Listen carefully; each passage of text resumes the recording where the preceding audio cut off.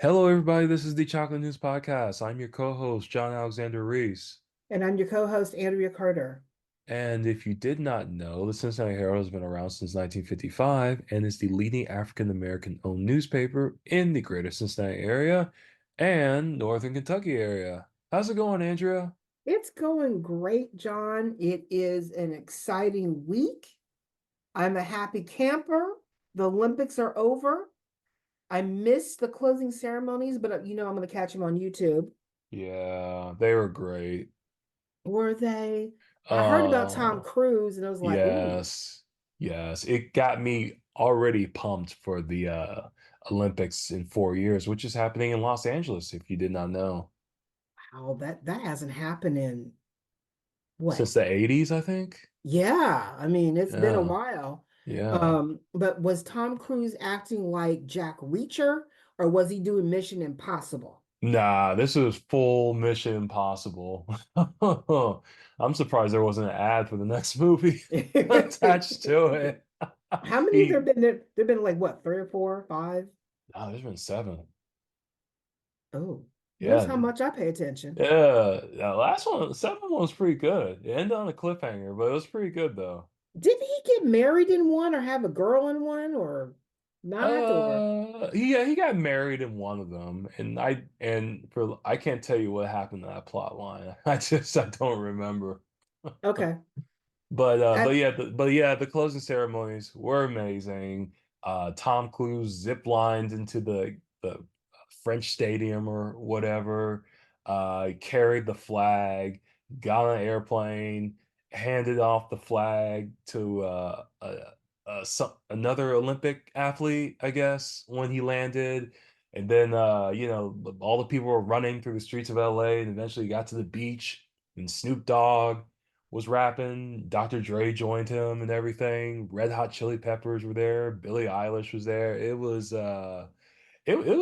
really well done. I gotta say, whoever coordinated and directed that whole sequence, whoever that is, they should do the opening ceremony for the LA Olympics too. you know it's gonna be very Hollywood. You know Oh it's gonna be yeah. very Hollywood. Oh yeah, definitely. Oh, and just think from the last time they had the Olympics to 2028, the technology, the pyrotechnics, everything is going to be off the chain. You know it's going to be off the chain. Oh yeah. I can't wait. I I cannot can't wait. I can't wait either. I can't wait either. But Maybe get Michael Bay in there to do some explosions. That's a ooh, joke. well, you know something's going to explode. Oh Something's going to yeah. pop off, and maybe I wonder who they're going to get to sing at the opening ceremonies. Now that will be interesting. That should So, be interesting. Maybe whoever's the next big thing in 4 years. oh Whoever. God. I don't know. I don't know. It's like you got new artists popping up every day. I can't keep up, which I don't know says what about me? Maybe I'm just getting older. I don't know. Well, I mean, it now they pop up on either on TikTok. Yeah. My sister's trying to get me into TikTok, and Right. I like the video shorts, Yeah. so I'm getting more into it. Oh yeah. And but there's some stuff that's like, okay. So, Well, actually, since I Herald has TikTok, yeah, let me plug it real quick. Yeah, we do have a TikTok, folks. So it's out there. Subscribe to it. I'm still trying to figure out what to do with it, but as soon as I figure out what to do with it, but subscribe anyway. We got 5,000 subscribers, surprisingly. So yeah, really, that yeah, that that well, you know what? That maybe, maybe we'll have to do a TikTok video every once in a while for yeah, the yeah. podcast. That's the goal. That's the goal. Like I You said, know, just trying to figure out what to do with it exactly. Try to gain all that momentum we well, got. TikTok, every social media page has a unique vibe to it. It You does. know, Yeah. Facebook is more of, hey, this is what we're doing, get to know us, events, blah, blah, blah. Yeah. Instagram is more of, hey, let's party. This going Yeah. on. This is what we're doing. TikTok is more of, TikTok is what Twitter used to be. Yeah. And I'm sorry, uh, X or whatever it is. Yeah. Yeah. Um, and but even Twitter still has its purposes because I still look at Twitter all the time. Yeah, me And too. then I look at Threads. Yeah, me too. But Thread is like it only lasts for so long, then it's gone. Yeah, So, exactly. but I mean, everyone is unique, and it's just interesting the social media thing, how they spread the word, and then a lot of young people are on TikTok, so that's where you Yeah. got to be. Um, but anyway, I would just say it has been a wonderful weekend. Everyone I've seen today across the posts, across Facebook, Twitter, Instagram. I'm gonna miss the Olympics. I'm gonna miss the Olympics because I mean I missed part of the Olympics. I'm gonna have to go back on YouTube and find what I missed. Right. Because I wanted to see some of the fencing. I wanted to see the surfers, and I missed them because I kept missing when they were on. Right. Um, because I wanted to see the waves that they got, the curls, seeing them ride that curl. I wanted to see Right. that. Right. Well, Because I mean, you didn't see a go lot of ahead. that announcement of who won what. I mean, it was just like a little blip. Yeah. Uh, I thought that was a disservice to the surfers. Yeah. Yeah. But the one thing though, one of the things that went viral from the Olympics, for better or for worse, was the breakdancing. Oh, I heard about that. It was Oh, bad. It was bad. yeah. That one girl from Australia, I was Ray like, gun. Yeah. what was she even trying to do? How did she even get on the team? I heard because her husband was like on the committee for the qualifiers. That's why I heard. There's been like a whole bunch of articles, but that's why I heard. Like basically, like, you know, her husband was involved, so that explains Nepotism why. should not be in the Olympics. It's because you're an athlete and you're very good at something as an amateur, not because your husband. Never mind. Let me not go there. No, that's that. Yeah, that's. But you Let me know not who? go there But because yeah, but you know who actually won? It's like actually, person from Japan actually won. So I thought I that am was not interesting. surprised. Yeah, Because the kids from Japan and Korea and a little bit in China have been influenced by breakdancing. yeah, And they have taken it, especially if you look at the TikTok videos or the story shorts on Instagram, the what they do, like they do the mobs at the mall or wherever. I mean, they have taken it to a whole new level. So yeah, I am not surprised that Japan won. I mean, I'm like, wow, you know, yeah. that's fantastic. Oh yeah. So, but So I wanted to ask, so what's the rest of the chocolate news for this week? well, since we were talking about the Olympics, let's start with them. You heard about Jordan Childs and her on again, off again, got the bronze medal. Now she's got to give it back, but the U.S. is fighting it, so she may not have to give it back. It seems that there have been so many mistakes made along the way of her scoring, the appeal process, the other appeal process, the decision making process. Everyone is pointing fingers at each other, and and out of this, U.S. is still the U.S. Olympic organization continues to fight to keep her bronze medal. But in the meantime, Jordan Childs has been subjected to heavy criticism, threats on social media because of all this. And, people are ignorant They because are. I mean, really, all you're talking about is 1/10 of a point that has caused all this brouhaha. But because they did not score something that she did correctly, they um, gave it to her, and then they want to take it back because Poland's upset that they took the bronze medal away from the young woman. U.S. led in medals from the Olympics, all that type stuff. So we'll see what happens. We'll just see what happens. I think everyone just needs to admit that the mistakes have been made on both sides and just let Jordan keep the medal and give the other medal to the young woman from Poland. Um, because they keep making mistakes over everything. And I would just say just settle it and go Y- from there. So Yeah, I agree with that. there's that. Um, Another interesting tidbit from across the pond is I don't know if everyone has paid attention to the World Health Organization, or WHO, their public health emergency announcement that they have made about the Mpox outbreak in Africa. Now, if everyone doesn't know what Mpox is actually monkeypox, and now they call it Mpox. And in 2022, when everyone was slowly coming out of COVID, Mpox reared its ugly head in Africa at that time, and it closed a few doors for a few minutes in Africa before the doors opened up again. A new variant of Mpox is spreading across a lot of the African nations, and they are saying that this new outbreak is resembling the early days of HIV. Oh no. And what there are massive unknowns about the new variant spreading between people. Basically, in the Democratic Republic of Congo, they've had an upsurge in their cases, and there have been they have about 38,000, over 38,000 cases of Mpox, and over 1,400 deaths since January 2022.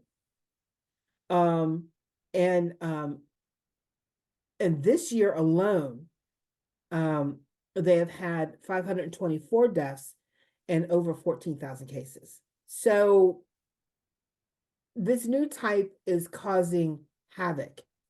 And basically what is happening is the outbreak in the Democratic Republic of Congo, DRC, is spreading into the neighboring countries of DRC, to which children are particularly vulnerable to this new threat. And so they are they've announced this public health emergency on it, stating that there should be an international concern about this. And it's in the same category as the Ebola outbreaks, the COVID-19 outbreaks, and then Mpox outbreak that surged into Europe in 2022. So that's where we are. It's still early on. The WHO has released some of its contingency funds to help fight this, but it's something that we have to watch. But especially the outbreaks in DRC are happening along the lines of within the gay men or bisexual men. That's the reason I said similar to the early days of HIV. Not to criticize the gay communities. It's just they're saying it's resembling it, the outbreaks are running the same lines as early HIV. But everyone needs to be very careful. If you're traveling to Africa, be careful, take masks with you, take hand sanitizer with you.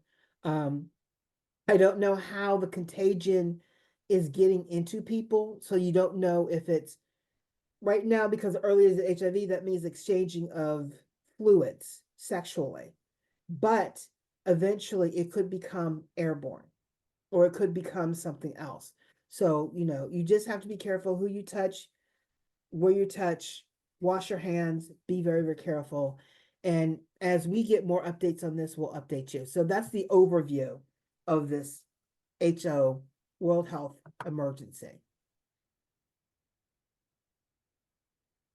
The new emergency that we have here, well, do I call it emergency, or do I call it who's imploding, who's exploding? So, last week, Kamala Harris announced her VP candidate, Tim Walz, the governor of Minnesota. Right. They hit the ground running, and the joy of Kamala being the candidate, the crowds that they have been seeing on their events have reached between 12 and 15,000 people. I mean, even one event was moved to an airplane hangar. Um, but this has caused Donald Trump to implode. Yeah, he's losing his mind. Oh, I've never seen anybody lose their mind so much before. He's losing his mind to the point of where he's claiming on his social media, um, Truth Social, that the pictures of Kamala's crowd size are AI generated. And everyone is like, okay, we can just go to the videotape. They're not, it's not AI generated. I mean, it's crowds. And I think just from there, she's moving up in the polls. She's saying everything that everyone wants to hear in terms of we're here, we're working with you, this is who I am. And we know we have issues, but this is what we plan to do. Compared to, I lost it, they stole the 2022 election, we're going to do this and that. They had a racist tweet the other day of where they had a picture of a, suburban bedroom community, calm, nice, neat, compared to someplace overrun by people. It's saying, this is your neighborhood under Donald Trump. This is your neighborhood with Kamala Harris being in charge. And it's kind of sad. Yeah. Um, and now you're starting to have all of the political pundits say he has to stay on message, he has to shut up. Even his allies, and I'm talking about the dictators, the ones that like him, are telling him to be quiet, stay on message, watch what you're doing. And people are noticing because he's now the old man in the room. And they're noticing his slurred speeches, his rambling. Some people are even fearing, saying that maybe he suffered a stroke, um, or maybe, when the bullet hit his ear, has caused a psychological reaction that he might be suffering from PTSD when they don't know it. You Right. know, he went through a life altering event, and I don't think he's getting counseling for it. No, probably And I not. think we're seeing the delusional reaction to everything. And on top of that, um, September 18th is looming. We're less than a month away from his sentencing in his conviction case. So, he's just he's employing, and then he's facing another court case potentially. Remember the list that we did last week about the number of musicians who've said no to Donald Trump, don't use my music? Yep. Well, Isaac, he continues to use Isaac Hayes music. He continually uses Hold On, I'm Coming at his campaign events. The family has written to the campaign and said, please do not use the music on behalf of the estate of Isaac Hayes. His son has come out publicly and said, you're not supposed to be using my father's music. We've told you this, time and time again. They continue to use it illegally. So now they're potentially facing a $3 million lawsuit from the estate of Isaac Hayes for the illegal use of his music by Donald Trump. And, Donald Trump doesn't like to pay. And he already owes people for he's had events and he has not paid the bill. He owes Montana money from an event from last time before he went the event over the weekend. He owes money. So, I mean, this is just another step up of where the longer he acts the way he acts, the more he's getting caught and people are calling him on his stuff. And the Christian nationalists, they are what they are. Yeah. And they're supporting this guy. And the Republican Party, they're supporting this guy. But I think they might be having buyer's remorse now. Oh yeah. And, especially with JD Vance, who is staying on message, even though it's a very gender discriminating, racist-esque Yeah, message. he's got a lot of hills, the weird hills that he's dying on. I was just like, He's okay, it's kind of sad that he's the other U.S. senator from Ohio, which is kind of yeah, sad. Because when he ran as for U.S. Senate, this stuff did not come out. He was very conservative. He was not this at all. Or let's put it like this: it was not what was covered publicly yeah. in Ohio. And don't forget that that couch rumor that still continues to follow him. I know it's not true, but it's still funny. Oh, it's Oh, sad. It's so it's sad. really sad, but at the same time, I'm just like, whatever. Let the You know what? couch rumor stick. You know what? The Appalachian, I have to say this: the Appalachian community, they have a very beautiful culture. Right, I know a lot of them have grown up poor, but despite that, they have a beautiful culture. right. And it does them a disservice to have this guy seen as a representative of them. They are beautiful people. They have a different viewpoint at times. They may not like a lot of people at times, but overall, how they have grown and survived in the Appalachian Mountains and then come to the cities, they they they they got some great people Oh in the yeah, Appalachian community. I mean, they have a disservice done to them with this guy. yeah, And I hate to see that. Um, God don't all I can say is God don't like ugly. And boy, they setting up some karma. That's all I can say. I'm not judging because I'm letting God handle this one.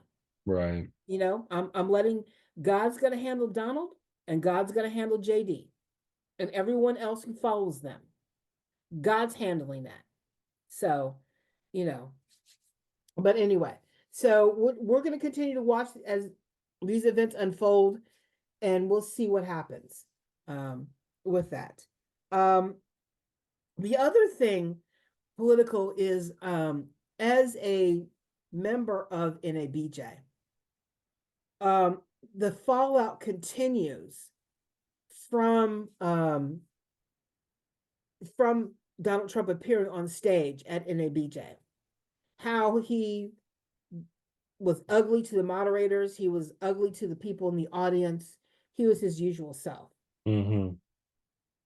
And depending on who you listen to and who you talk to, there are people saying NABJ got played. There are people who are saying that they should have never invited him in the first place. And they're saying that people were in the audience were stunned and they were so stunned that they were quiet. They didn't react. Um, and I have to just say this. At the end of the day, I'm very proud of what NABJ did because NABJ, at the end of the day, they continue to have to prove that they are professional journalists. And they have to continue to show that despite what is thrown at them on a daily basis, Yeah, even on the national stage, A, we can handle it. We can ask the tough questions. We expect answers, and then we'll respond to the criticism. And you know, the younger members of NABJ um, don't understand why we invited them. But we have all kinds of people from the national stage speak at NABJ. And yes, at times they have been controversial.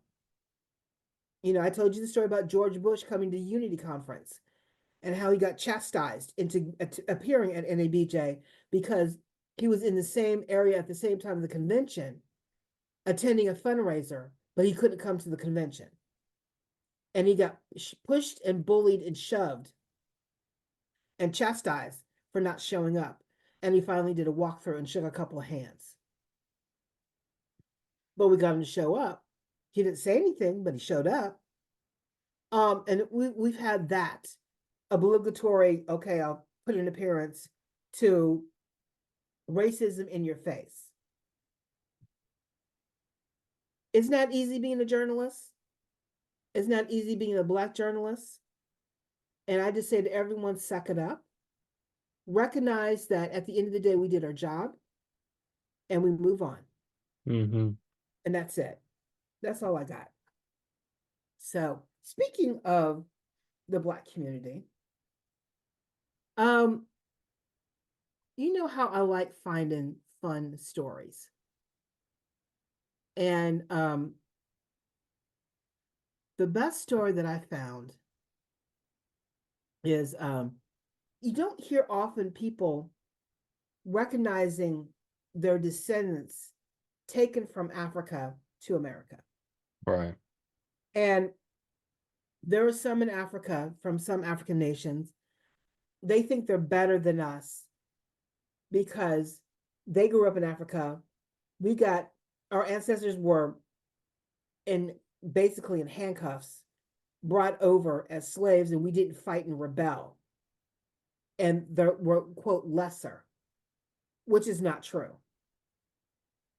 In Benin, the country Benin in West Africa, they are now offering people, the descendants of the enslaved Africans who were taken from Benin to America, they're offering them a chance to come back to Benin and get their citizenship back. And if you can show your ancestors came from Benin, you can apply for citizenship in Benin. And you can be both American citizen and a Beninese. And it's a new market. And it's a way for Benin to bring, I think, African countries would benefit from a Western influence. What we can bring to the table. Right. And I think this is a new way of bringing very successful or mildly successful Black people to the country.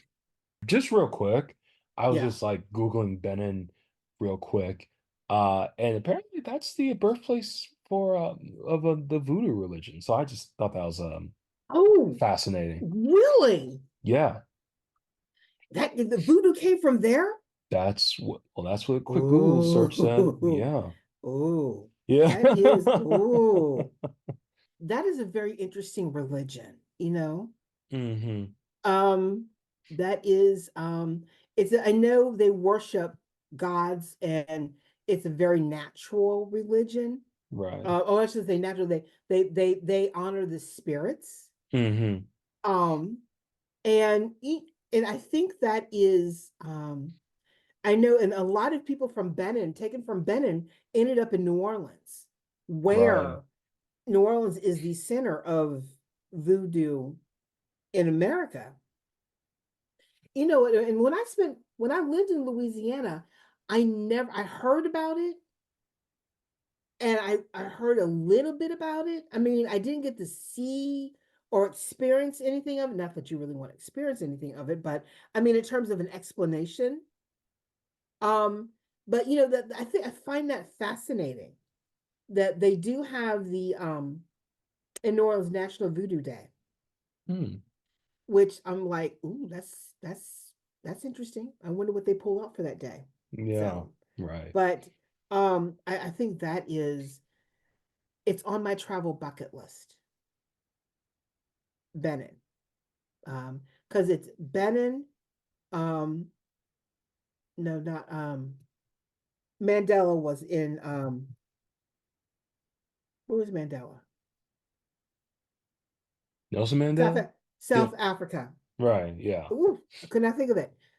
South Africa, Benin, Dakar. Um, there's one other country I want to go to. That's on the West Coast, or is that the East Coast? What? Benin's on the West Coast. Oh yeah. There are West a couple of Africa. Yeah. that's West Africa, and then there's a couple of countries on East Africa that are very, very beautiful that you want to see. And then Northern Africa, where the Middle East is located, though nobody wants to admit it, um, I would like to see that because I was in Jordan, and when I was in Aqaba in Jordan on the Red Sea, across the Red Sea from Aqaba was the coast of Africa. And I remember in my travel group, I remember there was one young man when he was asked, "Oh, what is that? The coast of Africa?" And he was like, "Really?" They were like, "Yeah, really, that's the coast of Africa." He broke down and cried. Wow. And the reason why he broke down and cried, because he never thought he would ever see the coast of Africa, Mm. be that close to his ancestors. And I was like, okay. And then, right next to Aqaba is a small town in Israel, next to that town in Jordan. So, Hmm. it's a beautiful, Jordan is a beautiful country. I recommend everyone to go. And they do take boat trips over to Africa from Aqaba. They have a casino on the coast of Africa that people go to. And they also have a beach club as well. And it's beautiful. I haven't been there in a long time, but it's beautiful to see. The Red Sea is beautiful to see. Aqaba is beautiful to see. They have some great shopping, especially the spice markets. Oh my God, it's fantastic. But it's our culture is influenced by these African countries. So if you ever get a chance, go over there and see something. Um, it's fantastic. So Gotcha. um, another bring a little bit home. Um, today is the beginning of the school season. People Yes. are going back to school. Some the Catholic schools I think started at the beginning of the week. Some private schools started, charter schools started. Cincinnati public schools started today. And then depending on what grade you're in, you either start Wednesday or Thursday or Friday. Um, and everyone's getting back on the bus or the metro and getting used to the new rules and all that type stuff. And there's more traffic on the road now because the teachers are back at work. Um, but what's interesting in Bond Hill, um, the Jesuits have formed the new Jesuit Academy for young men. It began today as well, and it is going to be connected to both St. X High School and Xavier University because they're both run by Jesuits as well. But I think it's wonderful that where you hear about Catholic schools shutting down, here's one that's opening up. Now it's very expensive to go there, but most of the kids will go on scholarship, and then their families will only have to be responsible for a small amount to pay for them to attend the school, because the school costs about $12,000 a year. Oh boy. That's what I said. Mm. And that's even more than when I went to college. Um, but cost today, opening up a school, blah, things like that. But eventually the school, they're starting with 4, 5, and 6, I believe. Um, and but eventually the school will go up to 8th grade. And it was it is being housed, they renovated the old St. Agnes Elementary School to the Jesuit Boys Academy. And so, actually, if you attend Church of Resurrection this Sunday, they're going to have a tour of the building for the congregants this Sunday, so they can see the new school and the renovations and things like that. So I think it's going to be exciting to see. And congratulations on the Bond Hill, and we'll see the success of that. What is also interesting is that some of the young people will probably get vouchers, so they'll be able to get public school vouchers to attend private school. Hmm. um and just so happens they're the Cleveland.com, or the Cleveland Plain Dealer, issued an article on the voucher program here in Ohio for, for private school tuition. And last year, the state of Ohio spent $966.2 million on private school vouchers last Wow. year. And it's supposed to be a good thing that happens and things like that. But what is interesting that most of the vouchers went to a particular group of children who didn't need vouchers. Oh. Um, the critics have watched the availability of the program and the Ed Choice expansion program. They have watched who has taken advantage of the program and who hasn't. Yeah. And it's for who is supposed to serve for students who live in low performing school districts. Some students have taken advantage of that and don't live below the poverty level and have taken advantage of the voucher program. Not saying that middle class students should not take advantage of the program, but for who the program was intended, more of them are not getting or participating in that program. They mainly focused on the Cleveland area, but overall, the amount of money being spent on private school tuition is more than what the state of Ohio expended. I mean, it's almost $1 billion on school tuition. And they're not reaching all the students that was meant to reach. That's a problem. Yeah. But I mean, it's something to check out, observe, and go forward.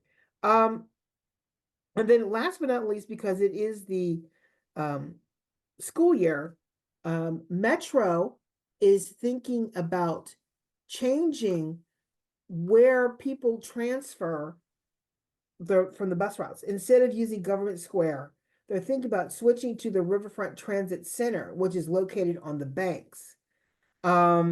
Which would mean people would ride the bus a little further, 2-3 blocks further than Government Square. They're looking to hire somebody to do a feasibility study for this. They have mentioned this before over a number of years. Mainly what they would do is they would relocate. The proposal of the study is to look at relocate Government Square's downtown site to the riverfront site, which is located on 2nd Street between Plum and Broadway Streets, or move Government Square traffic somewhere else downtown, or just relocate Metro's downtown area D stop at 5th and Walnut Streets to a different area.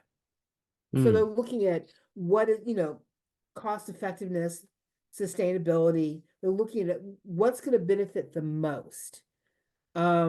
I think it would be hard for people not to stop at Government Square because you have so many businesses surrounding Government Square. Because if you move it down to the transit center, down on the banks, there's not enough businesses down on the banks to meet the needs of people riding the bus. Right. So there's that. Again, Government Square has 9 of Metro's 46 routes go through Government Square. I said that wrong. I'm sorry. I reversed it. Metro's 9 of Metro's 46 routes do not go through Government Square. Gotcha. But everyone else does. So the impact of moving, what is that, 35 routes? Yeah. The impact of moving 35 routes that go through Government Square down on the transit center may or may not work. So we'll have to see what happens. It's still in the early stages. When they built the banks, they built the transit center with the idea of moving some routes down to the banks area. And that's what may end up happening, that half the routes will stay at Government Square and half the routes will go to the transit center. You just never know what will Right. be plausible. But also, there are a number of um, office workers who do ride in from the suburbs, get on the bus at Government Square, whether it's on Government Square or across the street from Government Square. There are bus routes that travel through that go into Kentucky, that go out to the burbs. So it's going to be interesting to see what they do and go from there. So, and last but not least, who watched the Bengals on Saturday? I didn't watch it. I usually don't watch preseason games. Um, it was it was pretty interesting. Burrows was in for one throw for the first, barely a tenth of the first quarter. But Browning is doing a very good job of being filling at his quarterback. He's moving the ball. He had a lot of miss passes, miss throws during this first game, but everyone is still finding their rhythm, finding everything. And I would just say that even though they lost by 3 points, they held the team and overtook the lead and then lost it at the last minute, which happens in football. But um, and when they tried to do a few Hail Mary passes at the end, they kept missing the ball kept missing who they were going for. So, Right. they have some things to work on. But overall, they look pretty good. They look good. Not as bad as you think it would be in a preview game. So I would just say keep your fingers crossed. Um, they are playing Chicago Bears next this Saturday in Chicago. Um, I have a few people that I know that are going to that game. One is a Chicago Bears fan, one is a Bengals fan. So that will make for an interesting combination in the stadium in Chicago. But it will be interesting to watch. So good luck in preseason, and we'll see what happens. All right. Well, thank you, Andrea. And yeah, that's it for today's show. I want to thank Andrea again for all the good chocolate news. Thank you so much, Andrea. You're welcome. I'm always looking for that odd story that tells what's going on and what to look out for. So I'll keep my eyes and ears open. All right. Oh, and real quick, folks, remember the Black Family Reunion is this weekend, and we do have a booth down there. So if you're going to the Black Family Reunion for all the good fun, just check out our booth. Oh, Yeah, we do have a booth this year. okay. Well, Yeah. I will be stopping by. All right. And remember, you can find out more information about today's topics and past podcast episodes at www.cincinnatiherald.com, the Sesh newsletter, or on our social media. We're on Facebook, Twitter, Pinterest, Instagram, LinkedIn, and Threads. And be sure to subscribe to our podcast on your favorite podcast app. You can listen to us on Apple, Spotify, or wherever you get them from. I'm John Mhm. Alexander Reese, And I'm Andrea Carter. and have a good day.